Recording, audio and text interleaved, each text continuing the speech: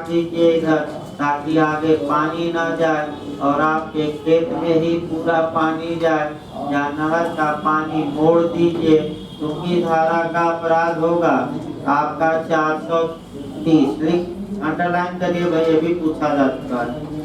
सिंचन संकर्म को क्षति करने या जल को दोषपूर्ण मोड़ने द्वारा रिक्ति।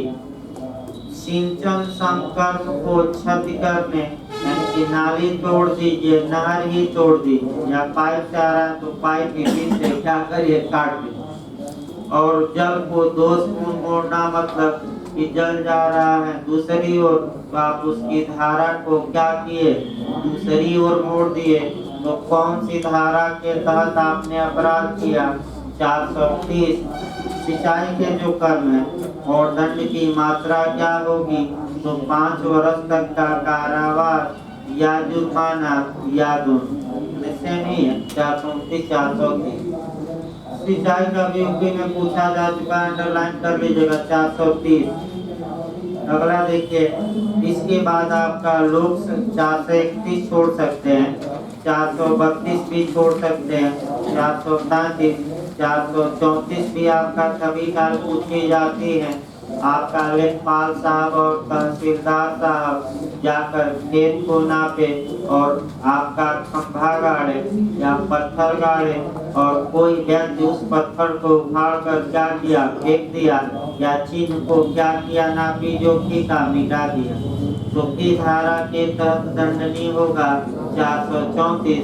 और पत्थर उखाड़ कर फेंकना या चिन्ह मिटाना या पत्थर को तोड़कर फेंकना, ये कौन सा अपराध होगा, निश्चित का दृष्टि।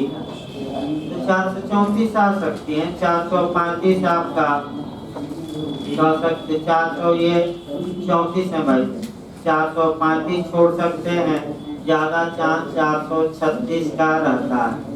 436 को लंका दहन या अग्नि या विस्फोट अंडरलाइन करिए, 436 को अंडरलाइन कर लीजिए।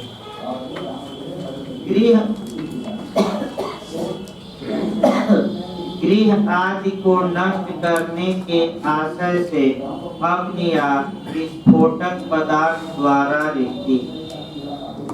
436 यानी कि घर में आग लगाइए, मड़ई में आग लगाइए, जलयान में आग लगाइए, या आपका बम विस्फोट कर दीजिए ताकि पूरा मकान क्या हो जाए, उड़ जाए, तो ऐसे लोग की धारा के तहत दंडनीय होंगे।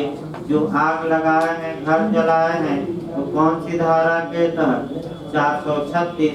और क्योंकि आग लगाने द्वारा रिक्ति की जा रही है, तो ऐसी दशा में दंड की मात्रा थोड़ा बढ़ेगी और अधिकतम सजा मिल सकती है आपका, कह सकते हैं आजीवन कारावास। उसको अंडरलाइन कर लीजिए। 400 आपका 36 में पूछ सकता है कि अग्नि द्वारा रिक्ति या विस्फोटक द्वारा रिक्ति में कहाँ है, 436। और अधिकतम सजा पूछ सकता है, कितना है, आजीवन कारावास अधिकतम मिल सकता है। इसके बाद आपका इसी से कोरिलेट करना है, वहाँ कोरिलेट डायरेक्ट पर करिए।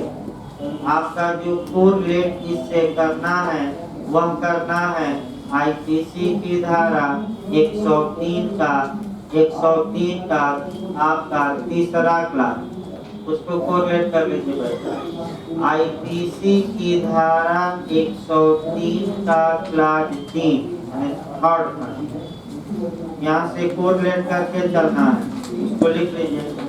आईपीसी की धारा 103 का क्लास थर्ड, फिर से एक बार देखिए, इसको थर्ड को देखिए। अगर कोई व्यक्ति किसी जलयान में, भवन में या निर्माण जो या तो मानव आवास के लिए प्रयोग हो रहा हो या सामान को रखने के अग्नि द्वारा रिक्ति कारित करता है, तो संपत्ति की प्राइवेट प्रतिरक्षा में ऐसे रिक्तिकर्ता को जान से मारा जा सकता है, यानी कि मृत्यु तक कारित की जा सकती है। तो कहाँ ये दिया गया है, तो धारा 103 का कौन सा क्लास है, थर्ड। उसको जोड़ लीजिए बैरक में। 436 जब भी पढ़िए, कौन सी धारा, फिर मैं बता रहा हूँ 103 का कौन सा क्लास, थर्ड जोड़कर पढ़िएगा इसको। आइए देखा जाए, इसके बाद जो पूछा जाता है 440, बीच की 2-3 धाराएं फिर छोड़ दीजिएगा। 440 यूपी में आ चुकी है, अंडरलाइन कर लीजिए, वो संख्या बिहार में भी रिपीट करते। मृत या उपहत्कारित करने की तैयारी के पश्चात की गई रिश्ती, इसको जब भी पढ़िए आप चोरी वाली धारा 382 पढ़िए, उसको कोरिलेट कर लीजिए। इसको जब पढ़िए तो उसी पर कोरिलेट कर लेना है, बैरक पर ही कि 382 भी पढ़नी है। पहले 382 फिर एक बार देखा जाए, यूपी जे और एपीओ में आ चुकी है और 440 भी आ चुकी है। दोनों धारा एक साथ पढ़िएगा और दोनों धाराओं को मैं एक साथ बता रहा हूँ। मृत उपहत या सदोष अवरोध की तैयारी के पश्चात चोरी, तो ये किस धारा में दंडनीय होगी, 382। याद रखिए, दंड की मात्रा याद रखिएगा, 10 वर्ष तक का कारावास। इसका मतलब ये है, ये कई बार पूछा गया, ये गलत ना हो, मैं फिर बता दूं। कौन सी चोरी की धारा लूट या राबरी के एकदम करीब है, सन्निकट है, तो कौन सी धारा है, 382। यानी कि एक उदाहरण फिर मैं बता रहा हूँ, 2-3 बार बता चुका हूँ, तब 440 बताते हैं। एक उदाहरण फिर मैं बता रहा हूँ कि चोरी करने गया, साथ में हथियार लिया है और इस इरादे से लिया है कि अगर मालिक जग जाएंगे और विरोध करेंगे तो मैं इस हथियार का क्या करूंगा, प्रयोग। तो मालिक जग जाते और भयभीत कर देता तब तो राबरी हो ही जाती, लेकिन सौभाग्य था कि मालिक जगे नहीं, लेकिन पूरी तैयारी के साथ क्या किया था, गया था, तो किस धारा में उसका अपराध रह जाएगा, 382। इसी प्रकार मृत या उपहत्कारित करने की तैयारी के पश्चात की गई रिश्ती 440 में है। रिश्ती या नुकसान पहुंचाने गया है, लेकिन मृत्यु या उपहत की तैयारी करने के बाद गया है। अर्थात एक उदाहरण दे दिया जाए, हथियार लेकर गया है रिश्ती करने और इरादा ये था कि अगर रिश्ती में कोई व्यक्ति खलल डालेगा तो इस हथियार से मैं ठोक दूंगा, या तो मृत्यु कारित कर दूंगा, या उपहत मतलब कि 2-4 चांटा मार दूंगा और उपहत का ही गंभीर रूप घोर उपहत है, घोर उपहत कर दूंगा। लेकिन अवसर नहीं आया, यानी कि मौका नहीं आया, लेकिन तैयारी के साथ गया था। तो कौन सी धारा अप्लाई होगी, आईपीसी की 440। और यहाँ आपका अच्छे से समझना है, दंड की मात्रा 5 वर्ष तक का कारावास और जुर्माना। तो दोनों को एक साथ फिर मैं बता रहा हूँ, पढ़िएगा कौन कौन सी धारा आपका, फिर बता दिया जाए आपका 382 और कौन सी धारा 404। इसके बाद आइए अब आपराधिक अत्याचार के विषय में हेडिंग डालिए भाई, तो आप उसका तो चलना लिखवाना पड़ेगा। देखिए आपराधिक अत्याचार के बारे में क्रिमिनल ट्रेसपास हेडिंग डालिए, उसके बाद बैरक से चलना है यहाँ, यानी कि आपका 491 तक इधर बैरक ही काम करेगा जाए। उसके बाद 493 से बैरक के अलावा लिखवाना पड़ता है। लिखिए भाई आपका क्रिमिनल ट्रेसपास या आपराधिक अत्याचार के विषय में। यहाँ से क्वेश्चन का मॉडल देखा जाए। देखिए आपका क्वेश्चन का मॉडल पहला ये आप याद रखिए, जो आपने धारा 382 पढ़ी और 440 पढ़ी, वह मॉडल एक पूछा जाता है। तो फिर मैं उसको कोरिलेट एक जगह कराऊंगा। दूसरा मॉडल आपका समस्यात्मक बनता है, ध्यान से समझिए। ए बी के मकान में आपका चोरी के इरादे से प्रवेश करता है। बक्सा बी के घर में जाकर बक्सा खोलता है और बक्सा खाली है या सड़े हुए कपड़े, और बी माने ए बी के घर में चोरी नहीं करता और वापस आ जाता है, तो ए ने कौन सा अपराध किया? ये एक समस्या ज्यादा पूछी जा रही है। तो पहला, घर में घुसा तो गृह अतिचार, तोड़ फोड़ कर घुसा रहता तो गृह भेदन, लेकिन ये नहीं दिया कि तोड़ कर घुसा, तो घर में घुसा तो कौन सा? गृह अतिचार। और दूसरा, बक्सा खोला लेकिन बक्सा क्या निकला? खाली, तो कौन सा अपराध किया? चोरी का। चोरी का प्रयास किया कि चोरी? चोरी का प्रयास किया। तो दो अपराध बनाइएगा, कौन कौन? गृह अतिचार और दूसरा चोरी का प्रयास। अगर चोरी का प्रयास न दिया रहे तो मैं देख रहा था, मैंने जो समस्या है आपका एक समस्या इसी पर और बनती है। ए बी के घर में चोरी के इरादे से घुसा, तो जब अपराध करने का इरादा था और घर में घुसा तो गृह अतिचार तो हो ही गया, हाउस ट्रेसपास तो हो ही गया। अब देखा कि घर एकदम खाली है, गया और देखकर क्या हुआ? वापस आ गया, तो चोरी का प्रयास भी नहीं किया क्योंकि कोई सामान इधर से उधर नहीं किया, केवल टहल कर क्या किया? वापस। लेकिन इरादा था कि सामान मिल जाएगा तो लेकर क्या हो जाएंगे? झंपर। लेकिन घर क्या था? खाली। तो कौन सा अपराध किया? तो चोरी का प्रयास न कराइएगा जब तक कि बक्सा उसा न खोले, तो गृह अतिचार जरूर। एक समस्या ये बनती है, ज्यादा ये बन रहा है। तीसरा आपका बनता है कि गृह भेदन, हाउस ब्रेक करना। तो गृह भेदन 6 प्रकार से हो सकता है, ये बस याद रखना है। 3 जो प्रकार हैं वह तोड़ फोड़ के दरवाजा तोड़ दिया, छत तोड़ दिया, सुरंग बनाकर नीचे से घर में घुस गया। और 3 तरीका ऐसा है जहां ऐसी जगह से प्रवेश किया जहां की आम आदमी का प्रवेश क्या था? बस। तो कितने प्रकार से गृह भेदन हो सकता है? 6, ये याद रखना। फिर आपका अतिचार पहले देखा जाए, लिखिए भाई, 2 लाइन लिखिए तब आपका, क्योंकि यहाँ एक और 1-2 कंसेप्ट ही बचा है, सब सेक्शन में दम नहीं है। पहले लिखिए अतिचार, ये भी भरमा सकता है। ट्रेसपास या अतिचार। अगर ये क्वेश्चन देते कि क्या केवल अतिचार करना या ट्रेसपास करना, अभी ट्रेसपास हम बताएंगे भाई, क्या केवल अतिचार करना अपराध है कि नहीं? तो केवल अतिचार करना अपराध नहीं, जब तक कि इरादा क्या न हो अपराध कर। दिमाग में बैठाइए।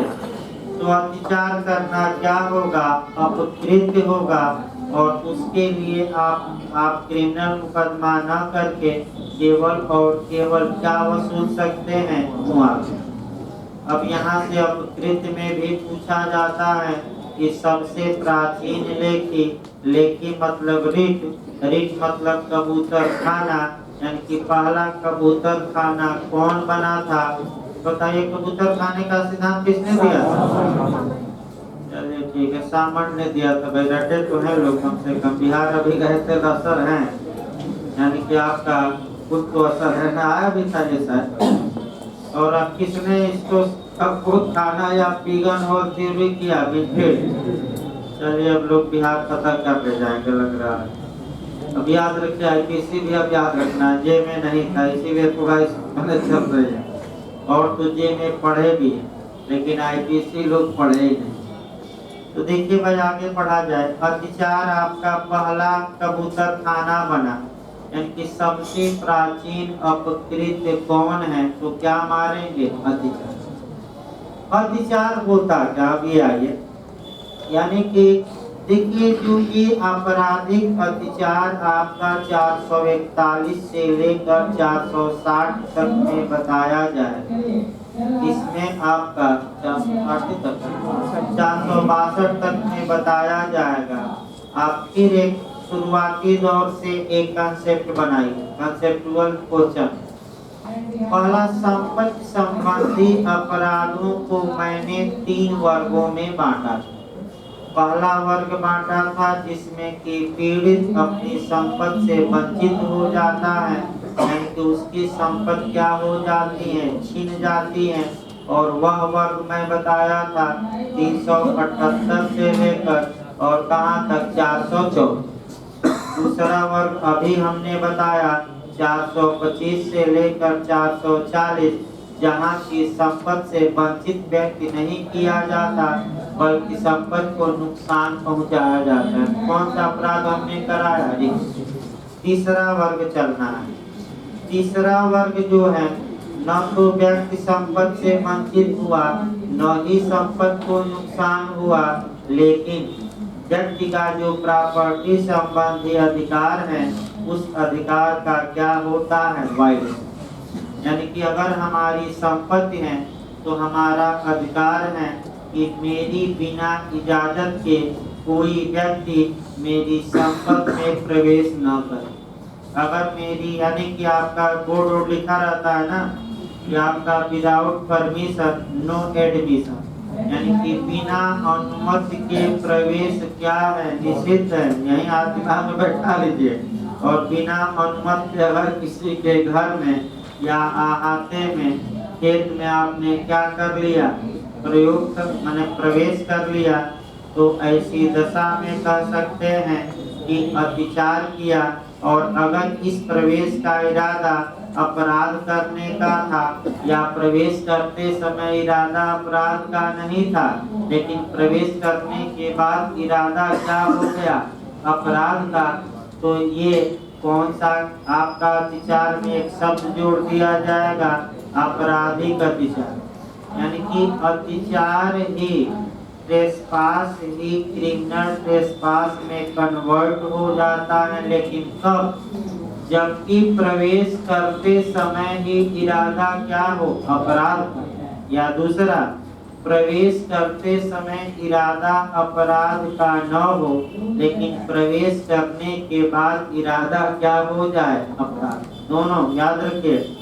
अगर प्रवेश किया है कि हम मिलकर आएंगे, देखा मालिक नहीं है, तो वहाँ मनुष्य का बदल गया कि चलो ये घड़ी उड़ी है, धीरे से लेकर क्या हो जाए, चंपट, तो आपराधिक अत्याचार माना जाए। अब यही घर में घुस गया तो गृह अत्याचार, रात में घुसा तो रात्रों गृह अत्याचार, और तोड़ फोड़ कर घुस गया तो गृह भेदन, रात में तोड़ फोड़ कर घुस गया तो रात्रों गृह भेदन। यही तो पढ़ना है और का।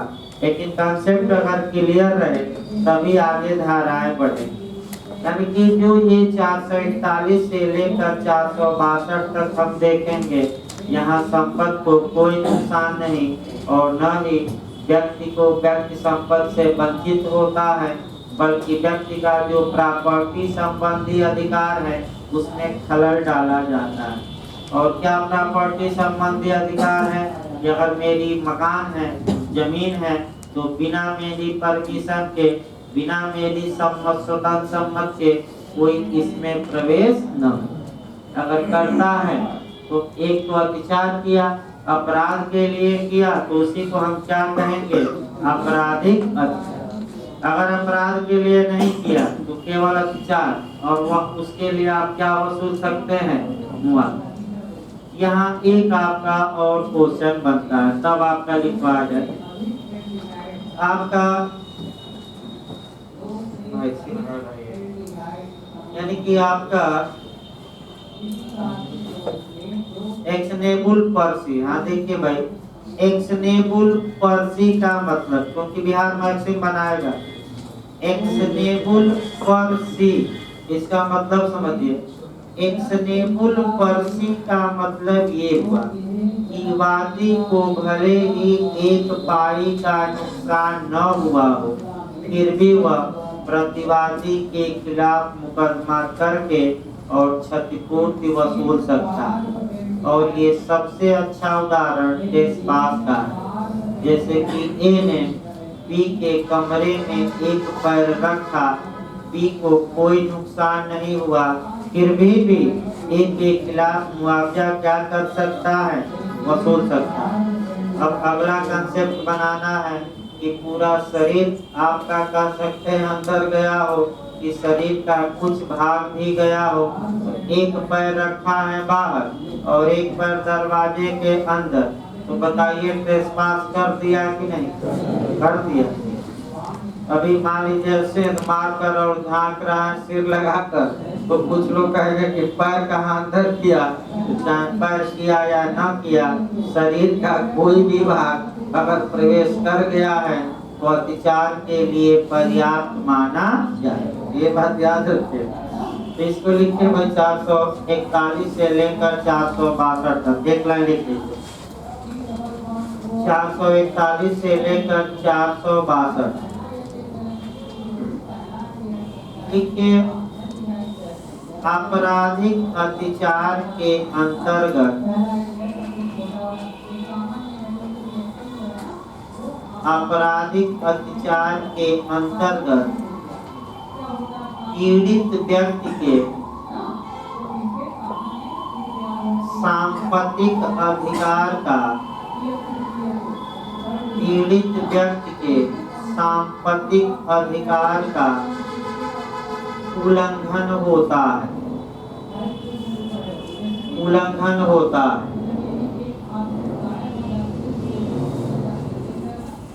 यानी कि कोई नुकसान नहीं पहुंचा और वंचित भी नहीं हुआ। संपत्ति संबंधी जो अधिकार था कि बिना परमिशन के हमारे घर में कोई प्रवेश न करे। अब आइए बेरेक्ट सही रहेगा भाई, बेरेक्ट में आपका ज्यादा दम नहीं है। देखिए 441 देखिए, बेरेक्ट पर जो अंडरलाइन कराया जाए उसी को करना है। क्रिमिनल ट्रेसपास, तो अत्याचार अपराध नहीं है, ये नहीं कि अत्याचार को केवल अपराध बना दीजिएगा। कब अपराध होगा, जब अपराध करने के इरादे से क्या किया गया हो। देखिए तब जो कोई ऐसी संपत्ति में या ऐसी संपत्ति पर जो किसी दूसरे के कब्जे में है, इस आशय से प्रवेश करता है कि वह कोई अपराध करे। इसका मतलब ये हुआ कि दूसरे की संपत्ति में आप प्रवेश कर रहे हैं और प्रवेश करने का इरादा क्या है कि हम प्रवेश करने के बाद कोई क्या करेंगे, अपराध। तो उसी को एक लाइन में क्या कहा जाएगा, क्रिमिनल ट्रेसपास या आपराधिक। दूसरा शब्द देखिए, या किसी व्यक्ति को जिसके कब्जे में ऐसी संपत्ति है अभित्रस्त, अपमानित या क्षुब्ध कर। इसका मतलब ये हुआ कि या तो प्रवेश करने का इरादा ये था कि हम कोई अपराध करेंगे, या प्रवेश करने का इरादा ये था कि जिसकी संपत्ति है या जो घर के अंदर है उसको हम क्या करेंगे, अपमानित करेंगे या अभित्रास करेंगे। अभित्रास मतलब कि धमकी देंगे, या क्षोभ यानी कि उसे अंदर अंदर बहुत क्या होगा, क्षोभ होगा। तो या फिर एक बात समझिए, आपराधिक अत्याचार में जब प्रवेश किसी की संपत्ति में करता है तब उसका इरादा क्या होना चाहिए, या तो अपराध करने का, या दूसरे व्यक्ति को क्या करने को, धमकी देने का, या क्या करने का, अपमानित करने का, या क्या करने का, क्षोभ। इसी को हम क्या कहेंगे, आपराधिक अत्याचार। अगला शब्द देखते हैं, समाप्त नहीं हुआ। अथवा ऐसी संपत्ति में या ऐसी संपत्ति पर विधिपूर्ण प्रवेश करके वहाँ विधि विरुद्ध रूप से इस आशय से बना रहता है कि तद द्वारा ऐसे व्यक्ति को अभित्रस्त करे, अपमानित करे या क्षुब्ध करे आपका, तब भी या वह कोई अपराध करे तो इसे भी आपराधिक अत्याचार माना जाए। क्वेश्चन का मॉडल बना लेना है आपका। फिर मैं बता रहा हूँ इसको दूसरी बात। अगर किसी की संपत्ति में प्रवेश करते समय इरादा अपराध करने, अपमानित करने, अभित्रस्त या धमकी देने या क्षोभ करने का हो तब भी आपराधिक अत्याचार माना जाए। दूसरा पॉइंट महत्वपूर्ण है, यानी गलती हो सकती है।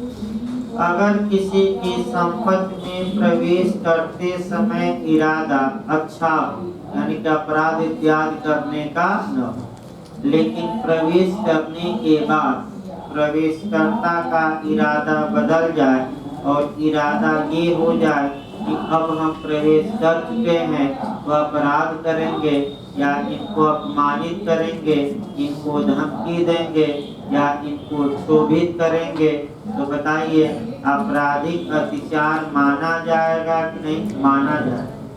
इसका मतलब फिर याद रखिए, क्वेश्चन गलत होगा।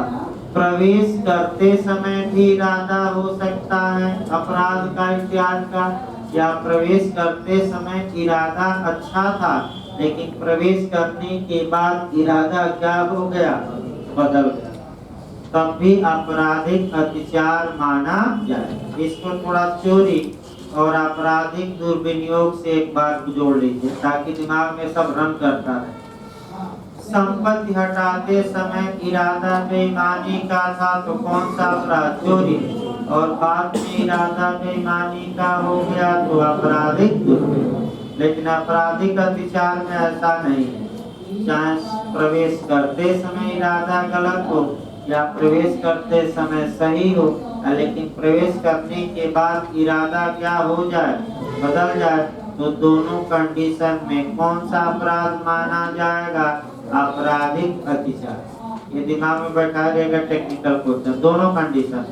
जैसे किसी के खेत में कोई घुस जाए और उसकी फसल को नष्ट कर दे, ये बेइज्जती होगा कि दोनों अपराध हो भाई एक साथ। आपका देखिए एक उदाहरण आप पूछने से बता दिया जाएगा। एक उदाहरण देखिए भाई, इसमें आपका FIR भी जुड़ेगा, तो बताना भी था, आगे अभी बता दिया, ये पूछ ही रहे हैं तो क्योंकि आगे हमें बताना भी था। मान लीजिए एक उदाहरण देखिए सटीक, इसमें A B के खेत में प्रवेश करता है, A B के खेत में प्रवेश करता है और B की अनुमति के बिना, और इरादा ये था कि हम इस खेत को नुकसान पहुंचाएंगे, तो अपराध करने का इरादा एक है कि नहीं है, तो पहला अपराध कर दिया आपराधिक अत्याचार, और यही घर में घुस जाता तो गृह अत्याचार, अब तोड़ फोड़ कर घुस जाता है एक के घर में तो गृह। ये पहला कौन सा अपराध किया, जब वह खेत में घुस गया तो ऐसी दशा में बी जाग गया और बी को 2 चांटा मारा, तो 2 चांटा मारा तो कौन सा ने अपराध कर दिया, उपहत्या, हर्ट का, चोट का। और तीसरा ये किया कि बी की फसल को काट डाला, मैंने काट डाला मतलब कि पूरी फसल को हंसुए से क्या किया, तो काटा, तो कौन सा अपराध किया। देखिए संव्यवहार एक ही है और एक ही संव्यवहार में कई अपराध हो सकते हैं। अब जब आपका मुकदमा दर्ज होता है थाने में तो किसी एक अपराध का अलग अलग नहीं होता, पूरे घटने का या पूरे मामले का होता है। और पुलिस करती क्या है, आपराधिक अत्याचार की धारा लगा दी, आबलिक आपका उपहत की और आबलिक रिश्ती की, 3 अपराध किया और एक ही संव्यवहार में 3 हुआ है। तो इसीलिए आपका जो सतर्क रहना है आपका अच्छे से, कि देखिए आपका पूछा भी गया इंटरव्यू में 154 में 2 शब्द, 2C आप पढ़ेंगे तो उसमें 2 शब्द आएगा, कॉग्निजेबल मैटर और कॉग्निजेबल ऑफेंस, यानी कि संज्ञेय अपराध और संज्ञेय मामला, 2 शब्द आते हैं, संज्ञेय अपराध और संज्ञेय मामला।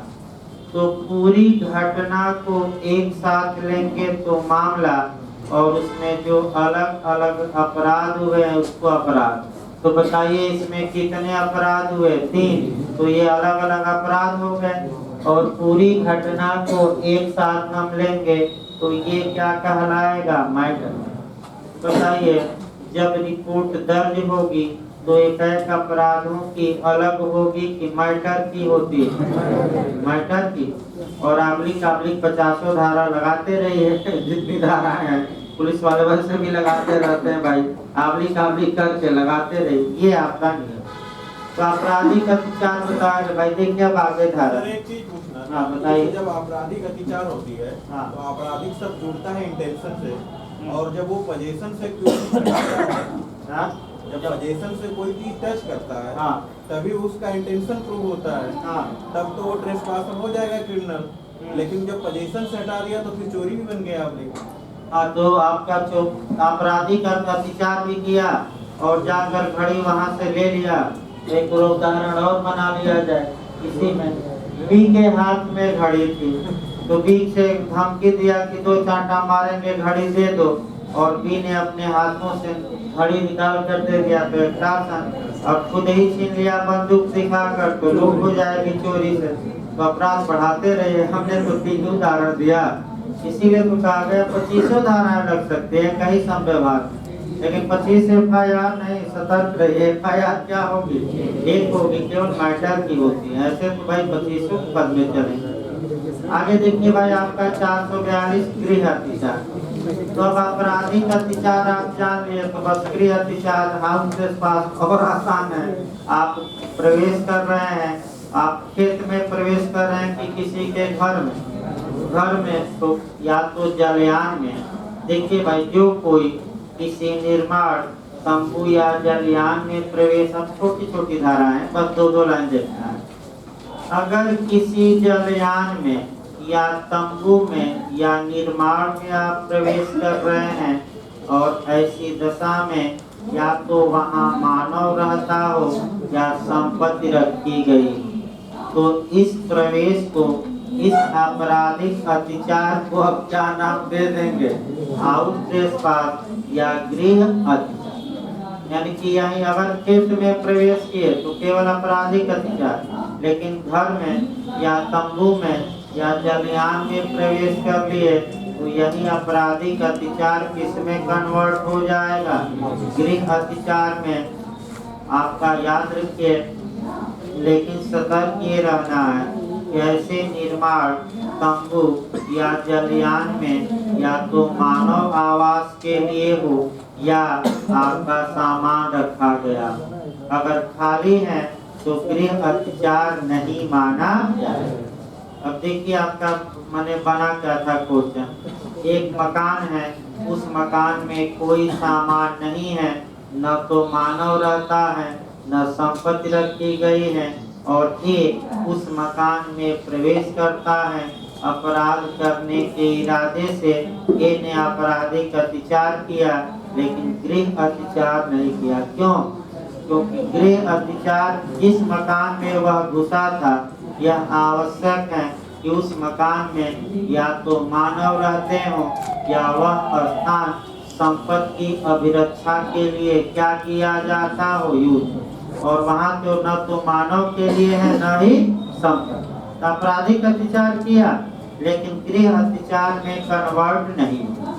सतर्क रहना है, वहाँ या तो मानव रहता हो तंबू जलयान या निर्माण में, या कौन रहता हो संपत्ति अभिरक्षा, ये भी सतर्क रहना है। आइए 442 प्रच्छन्न गृह अत्याचार। प्रच्छन्न गृह अत्याचार मतलब ये हुआ आपका छुप करके गृह अत्याचार, यानी कि घर में घुस रहा और प्रयास ये कर रहा है कि हमें कोई घुसते हुए घर में देखे। तंबू में प्रवेश कर रहा है लेकिन पूरी सावधानी के साथ कि आपका कह सकते हैं कि कोई देख ना पाए।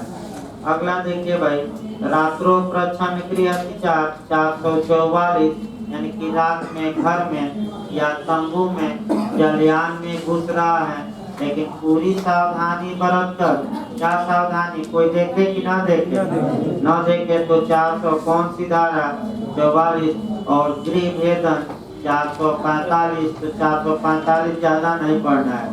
गृह भेदन कहाँ परिभाषित है 445, और गृह भेदन कितने प्रकार से, 3 में तोड़कर और 3 में ऐसे स्थान से प्रवेश किया जाता है जहाँ की प्रवेश करना बाहरी लोगों के लिए क्या है, ज्यादा नहीं, बस इतना याद रखिएगा, गृह भेदन, हाउस ब्रेक कर देना, सेंध मार देना जिसे कहा जाता है। इसके बाद आ जाइए आपका 446 रात्रो गृह भेदन, रात में सेंध मार दी और क्या। इसके बाद भाई दंड पूछा जाता है। दंड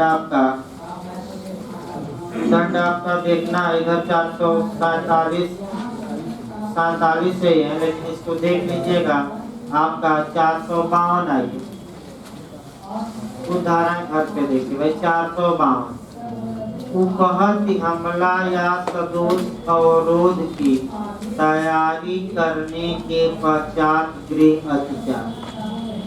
देखिए भाई आपका यहाँ 2-3 धाराएं आपका पूछी जाती है। 452 याद रखिएगा, इसको फिर जोड़ लीजिएगा। 382 इसको जोड़ लीजिए, बैरक पर नहीं लिखना, बैरक पर अंडरलाइन करिए।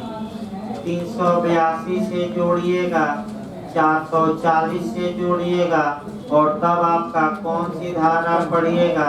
452। देखिए आपका उपहत हमला या सदोष अवरोध की तैयारी के पश्चात गृह अतिचार, यानी कि निर्माण में, तंबू में, जलयान में घुसा है और आपका जहाँ की मानव रहते हो या संपत्ति यानी कि गोदाम होगा, अनाज उनाज जो भी संपत्ति रखी गई है और किसकी तैयारी करके घुसा है? उपहत हमला या सदोष अवरोध। तो व्यक्ति दंड का भागी किस धारा में होगा? तो 452 ये याद रखना है। इसके बाद आपका जो इधर क्वेश्चन बन सकता है वह बन सकता है 455।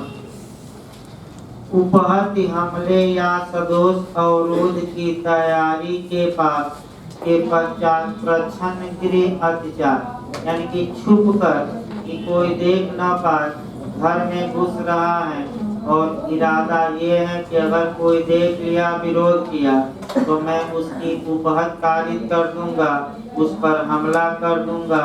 तो ये कौन सी धारा? 455। तो 452 के बाद कौन सी धारा पढ़नी है आपको? 455।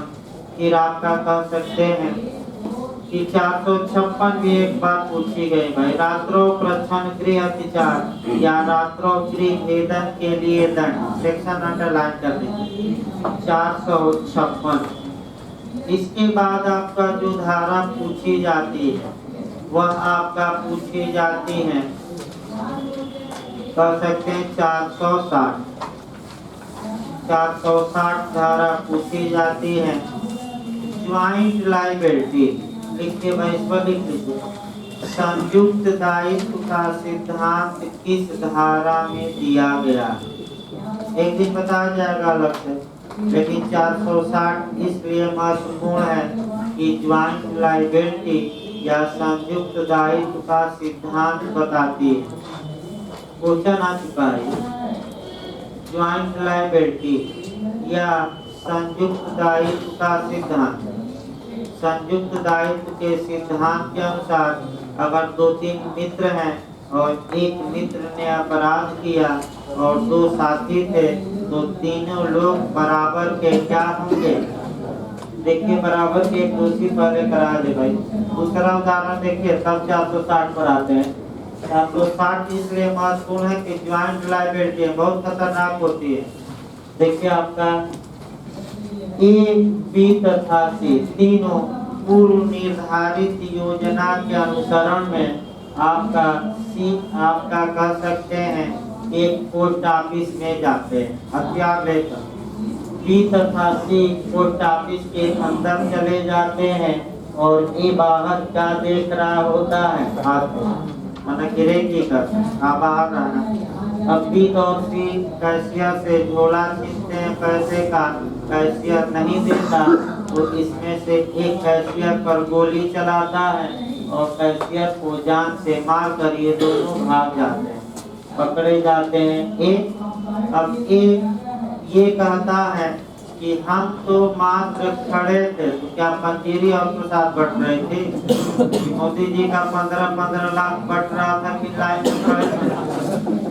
हमारे राहुल गांधी जी का 72,000 बट रहा था। जीत जाते तो हो सकता है कि 72,000 क्या होता, बांट देते। तो क्यों खड़े थे भाई? पहले से योजना बना कर आए हो और जब 2 लोग अपराध करने गए, तुम रिवॉल्वर लेकर बाहर रेकी कर रहे हो, तो इसीलिए संयुक्त दायित्व 34 इसीलिए बनी कि काम करेगा एक व्यक्ति और सभी क्या होंगे? लपेटे, यानी कि गलती करेगा एक व्यक्ति और उस गलती के लिए उसके सभी साथी समान रूप से दंड के क्या होंगे? तो यही धाराएं हैं और धाराएं कई हैं जो आज बैठी अलग से पूछा भी जाता है तो बताया जाएगा। भाई बताया नहीं गया, भाई बताया जाएगा आपका 34 से बताया नहीं जाएगा, क्योंकि एक लेक्चर तो धारा 34 ही ले लेगी पूरा, तो उसको बताया जाएगा। तो 2-4 दिन और आपका इधर हो जाएगा। 460 देखिए भाई एक बार बेर रात्रो प्रच्छन्न गृह अतिचार या रात्रो गृह भेदन में संयुक्त संपृक्त, संपृक्त माने जुड़ा हुआ, संपृक्त समस्त व्यक्ति दंडनीय है, जबकि उनमें से एक द्वारा मृत या घोर उपहत्य कारित की। इसका मतलब कि ए, बी और सी तीनों प्रच्छन्न गृह अत्याचार या रात में गृह भेदन करने गए हैं और तीनों लोग जाते हैं, मालिक विरोध करता है, तीनों में से एक व्यक्ति मालिक को गोली मार देता है या गंभीर चोट पहुंचा देता है। तो भले एक आदमी गंभीर चोट पहुंचाया है मालिक को, लेकिन तीनों गंभीर चोट पहुंचाने या अगर मालिक की हत्या हो गई है तो मालिक की हत्या के लिए बराबर रूप से क्या होंगे, जिम्मेदार। और 34 भी लगती है, बताइए 34 विधि का नियम है कि साक्ष्य का।